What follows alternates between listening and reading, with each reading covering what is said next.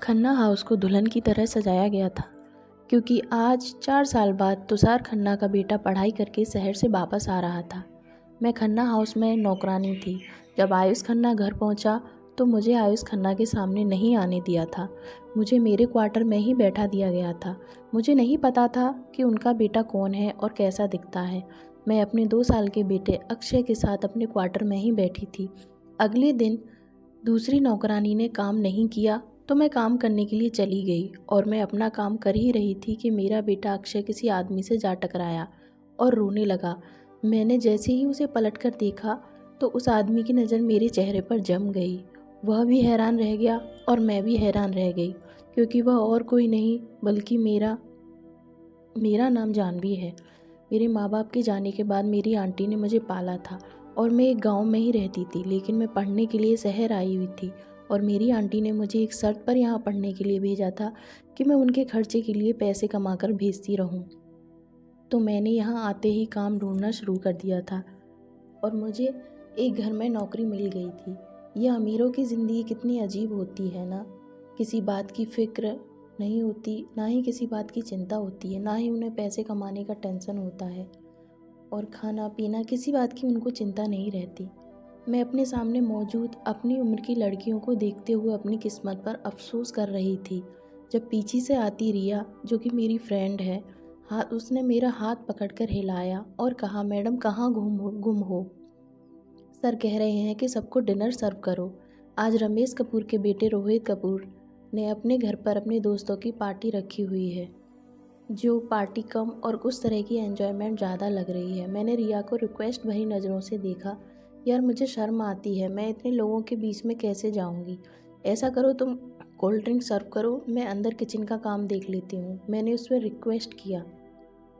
लेकिन रिया ने यह कहकर मना कर दिया कि मुझे और भी बहुत कुछ काम है। सर ने यह काम तुम्हें बोला है और तुम ही करो। मैंने अपना हुलिया ठीक किया और सर पर दुपट्टा अच्छे से रखा और कोल्ड ड्रिंक की ट्रे लेकर मेहमानों के बीच चली आई। अब मैं उन नाचते हुए लोगों को ड्रिंक कैसे सर्व करूं? म्यूजिक ऊंची आवाज़ में चल रहा था और सभी लोग मस्त हुए लगे थे। कोई डांस कर रहा था और वहाँ इतने शोरगुल में कुछ सुनाई भी नहीं दे रहा था। लेकिन अगर मुझे जॉब की परेशानी है तो इसलिए मुझे ये करना ही पड़ेगा। मैं कभी भी ऐसी जगह पर नौकरी नहीं करती अगर मेरे लिए पैसे की तंगी ना होती तो। लेकिन मैं ये करने लगी। मैं सारी टेबल पर ड्रिंक्स रखती हुई जैसे ही पीछे मुड़ी तो अचानक ही मेरा पैर किसी और के पैर पर जा गया।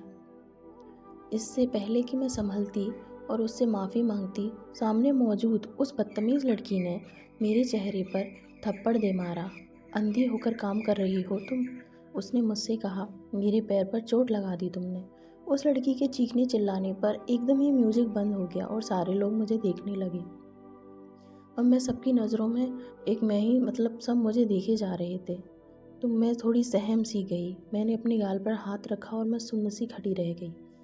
और यही वह लम्हा था जब आयुष खन्ना ने उस लड़की को कहा, देखो मैम, आई एम सॉरी, मैंने देखा नहीं, गलती से अभी मेरी बात बीच में ही रह गई थी कि तभी वह लड़की फिर से चिल्ला उठी, शट अप, गलती से गरीब लोगों की इतनी बड़ी पार्टी देखी है तुमने? पक्का पहले कभी नहीं देखी होगी तुमने, इसलिए अपने होश खो दिए और मुझे चोट लगा दी। अब उसकी बातें मेरी बर्दाश्त से बाहर हो रही थी। इससे पहले कि मैं उससे कहती, तभी जो आयुष खन्ना मुझे देख रहा था वो बीच में आकर बोला, इसे जाने दो। उसने उस लड़की से कहा, मेरी तरफ इशारा करके, कि टीना इसे जाने दो, रिलैक्स करो यार, कोई बात नहीं है, अगर ज़्यादा चोट लगी है तो मैं तुम्हें हॉस्पिटल लेके चलता हूँ, डॉक्टर के पास। वो उसे समझाने लगा था, लेकिन नज़रें दूर जाते हुए भी वो मेरे ऊपर देखे जा रहा था। मैं रोते हुए किचन में आई, लेकिन यहाँ तो रोने का भी समय नहीं था। साथ ही ऑर्डर आ गया था कि खाना लगा दिया जाए। आयुष खन्ना क्लास में बैठा सोच रहा था। दूसरे दिन उसका ध्यान उन कल वाली बात पर ही था। वो मेरे बारे में सोच रहा था। इतनी खूबसूरत लड़की तो मैंने आज तक नहीं देखी। वो खूबसूरत चेहरों का दीवाना था। उसे हर खूबसूरत चेहरा बहुत ही अच्छा लगता था। उसने सोचा कि अब शिकार को फंसाने का वक्त आ गया है। उसके चेहरे पर एक मुस्कुराहट सी आ गई और यूनिवर्सिटी से वापसी पर उसकी गाड़ी का रुख फिर से रोहित के घर की तरफ था और उसका दोस्त उसे इतनी जल्दी आता देखकर हैरान रह गया। सब ठीक तो है? उसने पूछा। और आज तुम्हें टीना ने अकेला कैसे छोड़ दिया? वो हंसता हुआ बोला, क्योंकि सब जानते थे कि टीना आयुष के लिए पागल है और वो एक लम्हे के लिए भी आयुष को अकेला नहीं छोड़ती। आयुष खन्ना हंसते हुए बोला। उसने लॉन में रखी चेयर पर बैठा और बोला, यार उस टीना की बात छोड़ो, मेरा ख्याल है अब वक्त आ गया है उसको एक नई चेहरे में बदल दिया जाए। वो चालाक अंदाज में एक आँख को बंद करते हुए बोला तो रोहित समझकर हंसने लगा और बोला, लगता है अब कोई और चेहरा साहब की आंखों को भा गया है। वह हंसने लगा। आयुष बोला, इसलिए तो तुम्हारे पास आया हूँ इतनी जल्दी। बस अब आप जल्दी उस लड़की को बुलाओ जो कल रात पार्टी में थी। रोहित ने हैरत से उसको देखा। वह उसकी बात समझ में नहीं आई तो उसने बोला, कल जिस लड़की को टीना ने थप्पड़ मारा था वही लड़की जो तुम्हारे यहाँ काम करती है, उसको बुलाओ। तो रोहित ने अच्छा करते हुए होठ बंद किए। यार इसमें तो कोई शक नहीं है, वो लड़की बहुत खूबसूरत है लेकिन वह तुम्हारे टाइप की नहीं है। लेकिन चलो अब तुम्हें इतनी दूर से आ गई हो तो तुम्हें दिखाना तो बनता है। वो पागल अंदाज में हंसा और सामने माली को बुलाकर कहा, अंदर जाओ, जाकर कहो मेहमान आए हैं, चाय भिजवाई जाए और चाय जानवी के हाथ ही आनी चाहिए। नौकर ने कहा, ठीक है साहब। मैं नौकरों के साथ खड़े होकर काम करवा ही रही थी। कल वाली पार्टी की वजह से आज बहुत काम थे और मुझे यूनिवर्सिटी से छुट्टी भी करनी पड़ी थी। जब एक नौकरानी चाय बनाकर लाई और मुझे पकड़ाते हुए कहा, साहब कह रहे हैं जानवी मैडम को बोलो चाय लेकर बाहर आए, उनके मेहमान आए हैं। मैं हैरान हुई। आज से पहले तो कभी मुझे चाय सर्व करने को नहीं कहा गया। ट्रे पकड़कर मैं बाहर आ गई। चुप करके चाय आयुष खन्ना और रोहित के सामने रखी। मेरी नज़र झुकी हुई थी। इसी तरह मैं वापस आ गई। मैंने एक नज़र भरकर भी आयुष खन्ना को नहीं देखा था और यही बात आयुष खन्ना के घमंड को ठेस पहुंचा रही थी कि ये लड़की मेरी तरफ देख क्यों नहीं रही है। लड़की, वो सोचने लगा, लड़की तो मैं हासिल करके रहूँगा और अपने सामने झुकाकर रहूँगा। तुम समझती क्या हो अपने आप को? बहुत गुस्से से वो रोहित के घर से निकला था। अगली सुबह बस स्टॉप के इंतज़ार में मैं खड़ी थी बस स्टॉप पर।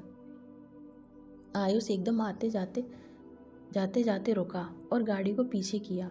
मेरे सामने आकर उसने गाड़ी रोक दी और मुझसे बोला, हेलो मिस ब्यूटीफुल, आओ मैं तुम्हें ड्रॉप कर देता हूँ। तुम्हें कहाँ जाना है? उसने बहुत ही बदतमीजी से कहा और मुझे लिफ्ट की ऑफ़र दी, लेकिन मैं तो गुस्से में ही आ गई और मैंने कहा, देखिए आप मेरे बॉस के दोस्त हैं तो उन्हें दोस्त की तरह ही रहिए। मैं आपको नहीं जानती हूँ और ना ही आपसे कोई बात करना चाहती हूँ। दूसरी तरफ भी आयुष खन्ना था जिसने अब फैसला कर लिया था कि इस लड़की को अपने जाल में फंसा कर ही रहूँगा। उसने कहा, अरे मैं तो तुमसे इसी वजह से तो लिफ्ट की ऑफ़र कर रहा हूँ कि तुम मेरे दोस्त के घर काम करती हो और मैं नहीं चाहता कि तुम किसी मुश्किल का शिकार हो जाओ। मैं तो तुम्हें मदद की ऑफ़र कर रहा हूँ। उसने बात बनाने की पूरी कोशिश की लेकिन मैंने उसको खूब सुना दी थी। मैं आपसे कोई बात करना नहीं चाहती, आप प्लीज़ चले जाइए यहाँ से और मुझे ऐसी वैसी लड़की समझने की गलती मत करना। मैं गरीब हूँ लेकिन बदतमीज़ नहीं, जो किसी भी अरे गिरे की गाड़ी में आकर बैठ जाऊँ। आगे से ध्यान रखना कि मेरे रास्ते में ना आओ। आयुष खन्ना का इतनी ही बेइज्जती से चेहरा लाल हो गया और उसे इस तरह की बेइज्जती की आदत नहीं थी। लड़कियां तो उसके आगे पीछे मरती थीं और मैं थी जिसे पता ही नहीं था कि खुद को क्या समझ रही हूँ। अगले दिन वो फिर से रोहित के घर चला गया, सिर्फ और सिर्फ मेरी वजह से। और मैंने जब उसे गेट के अंदर आते हुए देखा तो मैं समझ गई थी कि वह क्यों आया है। मैंने रोहित के कहने के बाद भी चाय दूसरी नौकरानी के हाथों ही भिजवा दी थी। आयुष खन्ना को गुस्सा तो बहुत आया लेकिन वो चुप रहा। वो दोनों बात कर ही रहे थे कि उसके दोस्त रोहित को अचानक एक ज़रूरी काम से बाहर जाना पड़ा और आयुष खन्ना को यह मौका बहुत ठीक लगा। वह अंदर आ गया और काम करते हुए मेरा हाथ पकड़कर गुस्से से बोला था, तुम अपने आप को समझती क्या हो? मिस वर्ल्ड हो क्या तुम जैसी बहुत देखी हैं। तुम्हारी जैसी लड़कियां जो पहले तो गुस्से से मना करती हैं और फिर खुद ही मर्दों के पीछे भागती हैं।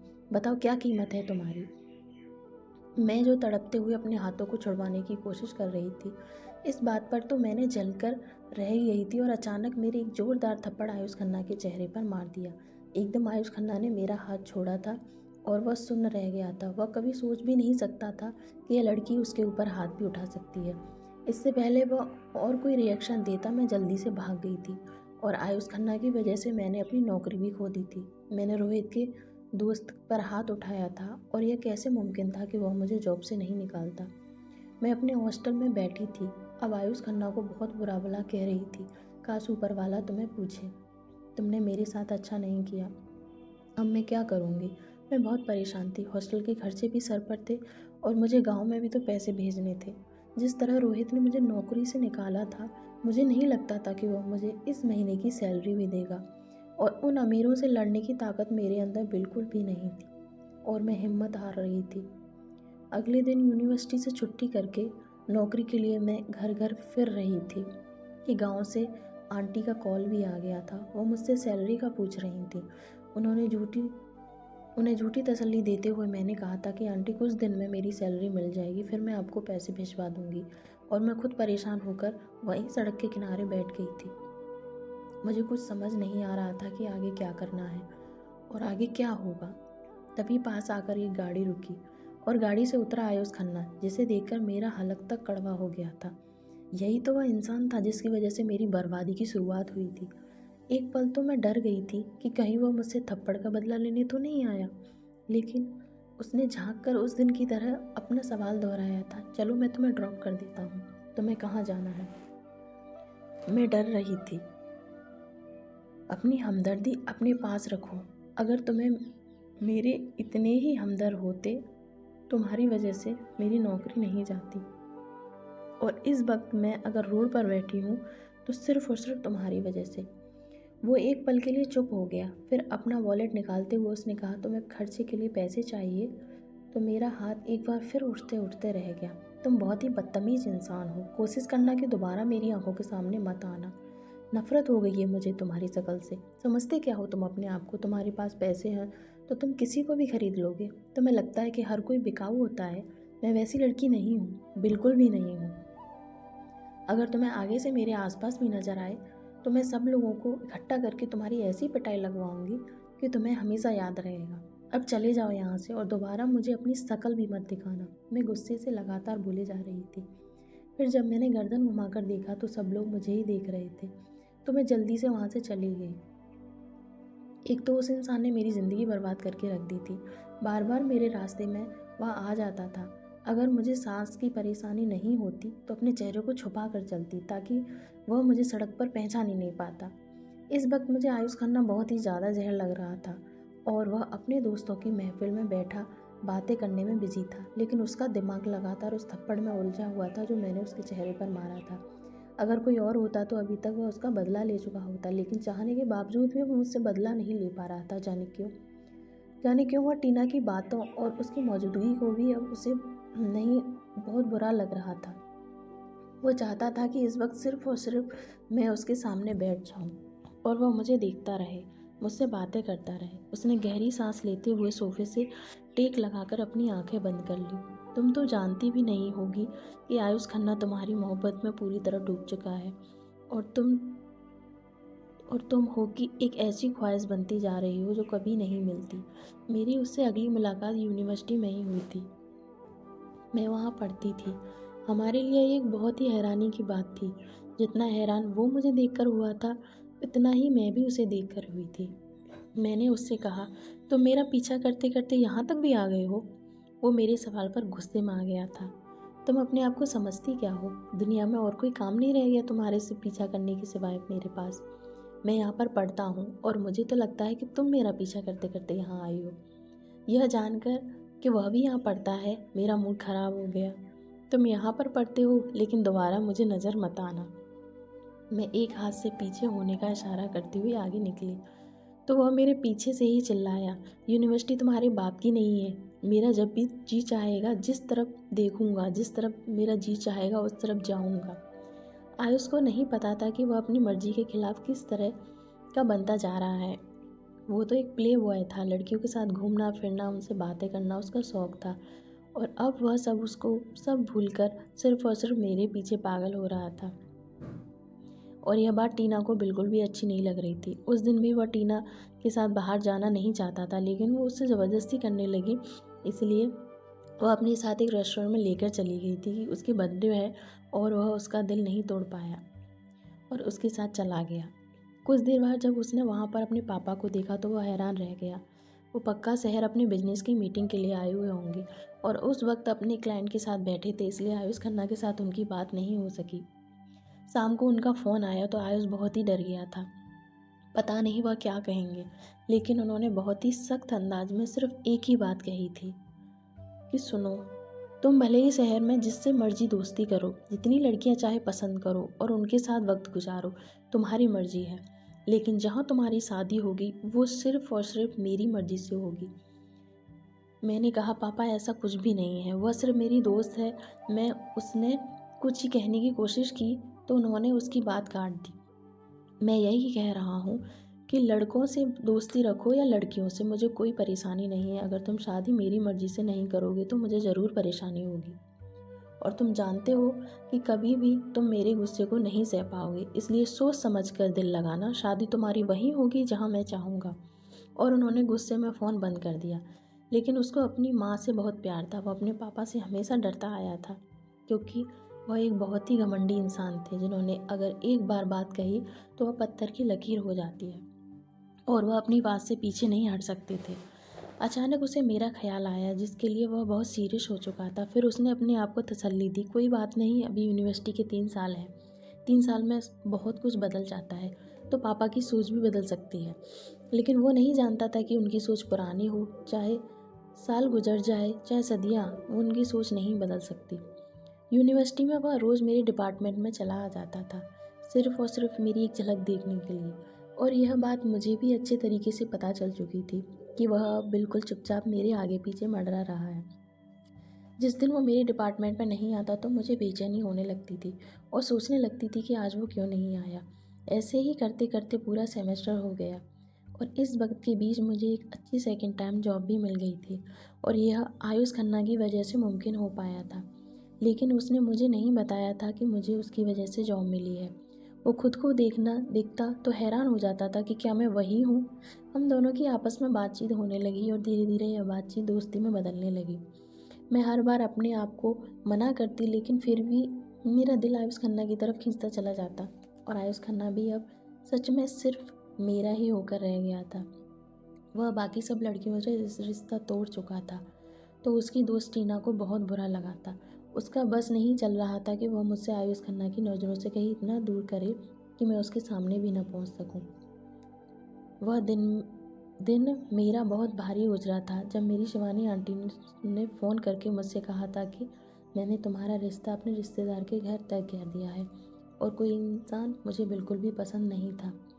आयुष को पता चला तो उसने कहा हम चुपचाप शादी कर लेते हैं। वो ऐसा इसलिए कहना चाह रहा था क्योंकि वह जानता था कि खुद उसके अपने माँ बाप भी इस शादी पर नहीं मानेंगे, और उन दोनों के पास सिर्फ यही हल है, बाद में सब ठीक हो जाएगा। ऐसे ही एक दिन खामोशी के साथ अपने कुछ दोस्तों की मौजूदगी में हम दोनों ने शादी कर ली। वो मुझसे अपने फ्लैट पर अपनी पत्नी के रूप में देखकर यकीन नहीं कर पा रहा था। उसने अचानक मेरे हाथों को थामा और कहने लगा, अब तो मैं तुम्हें छू सकता हूँ, तो मैं तुम्हें प्यार कर सकता हूँ ना। उसने शरारत के लहजे से मुझसे कहा। मैं हंसने लगी थी। आयुष, मैं आपसे मोहब्बत करने लगी हूँ, बस आप मुझसे एक वादा करिए कि आप मुझे कभी भी छोड़कर नहीं जाएंगे और हमेशा मेरा साथ देंगे। चाहे जितनी भी मुश्किल हो, हम दोनों साथ मिलकर सामना करेंगे। आयुष मेरी बात सुनकर एक मिनट के लिए हैरान रह गया था, और फिर बोला, मेरी जान, अब मैं तुम्हें छोड़कर कहीं भी नहीं जा सकता। मैंने तुम्हें बहुत मुश्किल से हासिल किया है, और रही बात हमारे माँ बाप से मिलने की, तो वक्त के साथ साथ सब ठीक हो जाएगा और तुम इज्जत से मेरे घर में रहोगी। यह सुनकर मैं बहुत ज़्यादा खुश हो गई थी। ज़िंदगी बहुत खूबसूरत हो गई थी। हम दोनों एक साथ यूनिवर्सिटी जाने लगे थे, और टीना का जलन के मारे बहुत बुरा हाल था। कितनी ही बार उसने कोशिश की थी कि हम दोनों को अलग कर दे, लेकिन हर बार उसका प्लान किसी न किसी तरीके से फेल हो जाता था। एक दिन आयुष खन्ना को अचानक ही उसके पापा की कॉल आई। वह बहुत परेशान लग रहे थे। उससे कहने लगे, मेरी तबीयत ठीक नहीं है और मैं चाहता हूँ कि तुम्हें अपने बिजनेस के बारे में सब कुछ बता दूँ। तुम जल्दी से गाँव आ जाओ। वो मुझसे अपने पापा के बारे में बताकर बहुत परेशान होकर गाँव के लिए निकल गया था, और मुझे तो यही लग रहा था कि वह एक दो दिन में वापस आ जाएगा। लेकिन पूरा हफ्ता गुजर गया था, और अब उसकी कोई खैरो खबर नहीं थी। ना ही उसकी कॉल लग रही थी, और ना ही आयुष ने मुझे अपना हालचाल बताया था। एक हफ्ते बाद मैं यूनिवर्सिटी में थी जब आयुष के नंबर से मुझे कुछ तस्वीरें मिली। उनको देखकर मेरी जान निकल गई थी, क्योंकि वो आयुष की सगाई की तस्वीरें थी। और वह किसी भी तरीके से झूठी नहीं हो सकती थी, क्योंकि वह खबर सच्ची थी और आयुष के सभी दोस्तों को भी पता चल चुका था। वह सब मुझसे हमदर्दी कर रहे थे और टीना की बातें सुनकर तो मेरा दिमाग फट रहा था। वह कहने लगी, मुझे तो पहले ही पता था कि वह शादी करेगा तो सिर्फ और सिर्फ अपने बाप की मर्जी से। तुम जैसी लड़कियां तो उसके लिए बस खिलौना ही होती है, और बस फ़र्क यही है कि तुम शादी करके उसके हाथों का खिलौना बनी हो और बाकी लड़कियां बिना शादी के। यह सब कुछ सुनकर मेरा दर्द बहुत बढ़ता जा रहा था और अगले ही दिन आयुष ने तलाक के पेपर भी भिजवा दिए थे। मेरी रही सही हिम्मत भी जवाब दी गई थी और मैं बेहोश हो गई थी। मुझे होश आया तो मैं हॉस्पिटल में थी। डॉक्टर ने यह बताकर मेरे सर पर एक और बम फोड़ दिया कि मैं प्रेग्नेंट हूँ। मेरी दोस्त चाहती थी कि मैं अबॉर्शन करा लूँ, लेकिन मैंने अपनी आखिरी सहारे को खोना नहीं चाहती थी। मैं अपनी पढ़ाई अधूरी छोड़कर अपनी की आंटी के पास गाँव चली गई। उन्होंने मुझे एक शर्त पर अपने पास रखा कि मैं काम करके उन्हें पैसे देती रहूँगी। बस सारा टाइम मैंने कैसे गुजारा था वह सिर्फ मैं ही जानती थी। दिन रात सिलाई मशीन पर झुकी रहती थी, कपड़े सिलाई करती रहती थी और सिर्फ अपने बच्चे की वजह से ये सारी बातें बर्दाश्त करती रहती। और फिर वह दिन आ गया जब मेरा दर्द बर्दाश्त से बाहर हो गया था और मुझे हॉस्पिटल लेकर जाया गया। तब मुझे होश आया तो मेरा बेटा मेरे हाथों में दे दिया गया। जब मेरा बेटा मेरे हाथों में आया तो मुझे लगा कि अब दुनिया के सारे गम खत्म हो गए हैं और मैं अपनी सारी जान अपने बेटे को पालने में लगा दी थी। कुछ टाइम पहले आंटी इस दुनिया से चली गई, लेकिन साथ ही ऊपर वाले ने मुझे एक आसरा दिया। मैं सड़क पर आ गई थी। मेरा बेटा बुखार से तड़प रहा था कि जब यह एक औरत जिनका नाम दीपाली था, वह मेरे ऊपर तरस खाकर मुझे अपने घर में ले आई थी और एक नौकरी दे दी थी। मैं उनके साथ उनकी हवेली में आ गई थी, लेकिन मैं बिल्कुल भी नहीं जानती थी कि वह कौन लोग हैं। खन्ना हाउस को दुल्हन की तरह सजाया गया था और सजना बनता भी था। आखिर हवेली का इकलौता बेटा 4 साल बाद शहर से पढ़ाई पूरी करके वापस आ रहा था। मैं ढेर सारे नौकरों के साथ साफ सफाई करने में बिजी थी जब एक नौकरानी ने आकर मुझे बताया कि मुझे दीपाली मैडम ने बुलाया है। मैं सारे काम छोड़कर उनके सामने गई तो मैडम मुझे गौर से देखने लगी।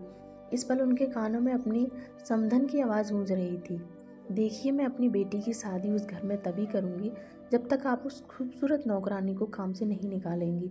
मुझे तो यह सोचकर हैरत होती है कि आपने इतनी खूबसूरत लड़की को अपने घर में जगह कैसे दे दी है। क्या आपको अपने घर के मर्दों से या नौकरों से कोई डर नहीं लगता? इतनी खूबसूरत लड़की को देखकर तो हम औरतों का दिमाग भी घूम जाए, और आपने अपनी हवेली में उसे जगह दी हुई है। कल को आपके बेटे पर ही उसको प्यार आ गया तो मेरी बेटी कहाँ जाएगी? सामने खड़ी लड़की की खूबसूरती इस वक्त ठीक ही लग रही थी और जमाने की सख्ती ने मेरी खूबसूरती को थोड़ा सा बुझा दिया था, लेकिन फिर भी मैं हर तरीके से पूरी तरह खूबसूरत औरत कहलाई जा सकती थी। उन्होंने कहा, बैठो बेटी। उन्होंने बहुत ही प्यार से मुझसे बैठने का इशारा किया और मैं बैठ गई। दीपाली मैडम को समझ नहीं आ रही थी कि अब वह मुझे नौकरी से कैसे निकालें, कौन सा बहाना बनाएं। कल उनका बेटा वापस आ रहा था और वह सच में डरी हुई थी क्योंकि अपने बेटे को वह अच्छी तरह से जानती थी। वह शुरू से ही खूबसूरती का दीवाना रहा था और क्या पता वो मेरे ऊपर ही दिल हार बैठता। कुछ देर खामोशी छाई रही और इस खामोशी को मैंने ही तोड़ा। मैडम जी, आपने मुझे काम करने के लिए बुलाया है? वह अपने अंदर हिम्मत जमा करने की कोशिश करती रही। वह मुझसे कहे, मैंने तुम्हें किसी काम के लिए नहीं बल्कि हर काम से छुटकारा दिलाने के लिए बुलाया है। लेकिन वह ऐसा नहीं कह सकी और बोली, नहीं, कुछ खास नहीं, बस तुमसे पूछना था कि सारे इंतजाम पूरे हो गए हैं। मैंने सर हिलाते हुए जवाब दिया, जी मैडम जी, सब काम हो गए हैं। जैसा आपने कहा था सब तैयारी वैसी हुई है। छोटे साहब को किसी भी चीज़ की कोई परेशानी नहीं होगी। उन्होंने मुझे जाने का इशारा किया और कुछ सोचते हुए अपनी एक पुरानी और भरोसेमंद नौकरानी को बुलाया। नंदिनी, मुझे तुमसे काम है। जैसा कि तुम जानती हो कि कल आयुष खन्ना हवेली वापस आ जाएगा, तो मैं चाहती हूँ कि जब तक आयुष की शादी नहीं हो जाती तुम यह कोशिश करो कि जानवी और आयुष का आमना सामना न हो सके। इस लड़की को पर्दे में रखना होगा। तुम समझ रही हो ना मैं ऐसा क्यों चाह रही हूँ? नंदिनी एक समझदार औरत थी। वह समझ गई थी कि मैडम जी क्या कहना चाह रही हैं। वो बोली, आप फिक्र मत करिए मैडम, मैं पूरी कोशिश करूँगी कि इस लड़की का सामना आयुष साहब से कभी ना हो। नंदिनी के जाने के बाद उन्हें तसल्ली हो गई। तब वह कभी भी इतनी सख्त दिल नहीं बन सकती थी कि एक बेचारी अकेली औरत को एक बच्चे के साथ घर से निकालकर बाहर कर देती। मैंने उन्हें यही बताया था कि मेरा पति अब इस दुनिया में नहीं है और मैं अकेली हूँ। एक बार आयुष खन्ना की शादी हो जाए तो फिर उसे अपनी पत्नी का ही बनकर रहना होगा। फिर सब ठीक हो जाएगा, उन्होंने अपने आप को तसल्ली दी थी। अगले दिन का सूरज बहुत हंगामे के साथ निकला था। 10 बजे तक छोटे साहब की वापसी थी और मैं हैरान थी क्योंकि सब तैयारियां मैंने खुद की थी। और अब जब वह छोटे साहब वापस आ रहे हैं तो मुझे पीछे कर दिया गया। सुबह ही तो नंदिनी ने मुझसे कहा था कि खन्ना साहब के वेलकम के लिए दूसरी नौकरी काफ़ी है, तुम आज के दिन आराम करो, तुमने पिछले दिनों बहुत ज़्यादा काम किया है। लेकिन मैं देखना चाहती थी कि जिसके महल को इतना सजाया जा रहा है वह इंसान आखिर है कौन। लेकिन अगर मुझे आराम का मौका मिल रहा था तो मेरे लिए बाहर जाना ज़रूरी नहीं था। मैं अपने बेटे के साथ यह वक्त अच्छे से गुजार सकती थी। थोड़ी देर बाद ही पटाखों की आवाज़ आने लगी और सारे ढोल भी बज रहे थे। लगता है छोटे साहब आ चुके हैं, कल जाकर मैं उनको नमस्ते कर दूंगी। अगर नहीं किया तो क्या पता मैडम नाराज़ हो जाए। काफ़ी देर तक ढोल बजते रहे और पटाखे चलाए जा रहे थे और फिर उसके बाद सन्नाटा छा गया। हवेली के बड़े से दलान में आयुष मैडम जी की गोद में सर रखे वह उनको बहुत ही उदास और चुपचाप सा लग रहा था। आयुष, क्या बात है मेरे बेटे? आज से पहले तो मैंने कभी तुम्हें इतना चुप नहीं देखा। तुम्हारी हंसी, तुम्हारी बातें कहाँ गई सब? आयुष खन्ना ने मुश्किल से अपने चेहरे पर हंसी सजाए हुए उनके हाथ थामे। मैं आपका वही पुराना वाला आयुष ही हूँ, बस थोड़ी थकान हो गई है तो इसलिए बोलने का दिल नहीं चाह रहा। अब उन्हें क्या बताया कि कुछ जख्म जो दिल को लग जाते हैं वह आपके चेहरे से हंसी और जुबान से सब छीन लेते हैं। सुबह सुबह ही सर्वेंट क्वार्टर को ताला लगाते हुए मैं हवेली चली आई। सबसे पहले सामना मेरे नंदिनी से हुआ। वह कहने लगी कि तुम ऐसा करो कि नाश्ता बनाओ और उसके बाद अपने क्वार्टर वापस चले जाना। मुझे फिर कोई काम होगा तो मैं तुम्हें बुला लूँगी। मुझे किचन की तरफ जाता देखकर नंदिनी दिल में सोचने लगी, यह अच्छा होगा कि जब तक सब लोग सोए हुए हैं तब तक इसका काम ख़त्म हो जाएगा और इसे वापस इसके क्वार्टर में भेज दूँगी। नाश्ता बनाकर मैं अपने क्वार्टर वापस चली आई। आयुष खन्ना 10 बजे उठा और गर्मा गर्म नाश्ते ने उसका मूड बहुत खुश कर दिया। नंदिनी से कहने लगा, जिसने भी यह नाश्ता बनाया है उसे लेकर आओ, हम उसे अपने हाथों से इनाम देना चाहते हैं। नंदिनी हैरान रह गई और उसने कहा कि साहब यह खाना तो मैंने ही बनाया है। आयुष ने उसे पैसे दे दिए और नंदिनी दिल ही दिल में मुझे धन्यवाद कहने लगी कि मेरी वजह से उसे पैसे मिल गए हैं। मैं कई दिन उस हवेली के अंदर जा रही थी लेकिन अब तक मेरा सामना छोटे साहब से नहीं हुआ था। पहले तो यह होता था कि मैं सारा दिन हवेली में ही रहती थी अपने बेटे के साथ, लेकिन अब मेरा काम ख़त्म होते ही नंदिनी मुझे सर्वेंट क्वार्टर में जाने को कह देती थी। उस दिन मैं अपने बेटे को लेकर हवेली चली आई। नंदिनी मुझे कहीं नज़र नहीं आई तो मैंने खुद ही सफाई करना शुरू कर दिया। आयुष खन्ना अपने कमरे से बाहर निकला। इतने दिनों से वह सारे नौकरों को देख रहा था और उसे सबकी पहचान हो गई थी, लेकिन जब उसने देखा कि सामने दुपट्टे में एक लड़की सफाई कर रही है तो उसने हैरानी से पूछा कि काले दुपट्टे में लड़की कौन है। मेरी पीठ उसकी तरफ थी और वह अचानक ही पूछ बैठा था। पास ही खड़ी नौकरानी ने इज्जत से बताया, यह सर, यह लड़की बेचारी अकेली है, इसका पति इस दुनिया में नहीं है और इसका 2 साल का बेटा भी है, अभी 4 महीने पहले ही आई है। बड़ी मैडम ने तरस खाकर इसे काम पर रखा है। वो एकदम अपने दिल की धड़कनें तेज महसूस करने लगा था और वापस पलटने ही लगा था कि एक छोटा सा 2 साल का भागता हुआ बच्चा आया और उससे टकरा गया और नीचे गिर गया। उसने अचानक उसे रोते हुए बच्चे को गोद में उठा लिया और उसकी गहरी आंखों में देखकर उसका दिल हैरान रह गया था। उस बच्चे की आंखें उसे किसी की याद दिलाने लगी थी। तुम जानती हो, मैं लाखों भीड़ में भी तुम्हारी आंखों से तुम्हें पहचान लूँगा। अपने ही कहे शब्द उसके कानों में गूंज उठे। वह भी हैरानी में डूबा हुआ था कि जब उस बच्चे की माँ ने अपने बेटे के रोने की आवाज़ सुनकर परेशान होते हुए मुड़ी। अक्षय, क्या हुआ बेटा? मैं अक्षय की रोने की आवाज़ सुनकर परेशानी से जैसे ही पीछे मुड़ी तो पत्थर की हो गई और यह हाल सामने खड़े आयुष खन्ना का भी था। वो भी मुझे देखकर हैरान रह गया। वक्त जैसे रुक सा गया था और किस्मत खड़ी हम दोनों के पास तालियां बजाते हुए कह रही थी कि लो, मैंने बिछड़े हुए लोगों को आमने सामने कर दिया और हम दोनों ही अपने बीते हुए कल में जा चुके थे। आपको ये कहानी कैसी लगी? जब 2 प्रेमी मिलते हैं और फिर जुदा हो जाते हैं और ज़िंदगी एक ऐसे मोड़ पर लाके खड़ा कर देती है जहां वो चाह कर भी कुछ नहीं कर पाते। इस कहानी का दूसरा भाग हम जल्दी लेके आएंगे। अगर आपको ये कहानी अच्छी लगी हो तो प्लीज़ चैनल को लाइक करें, सब्सक्राइब करें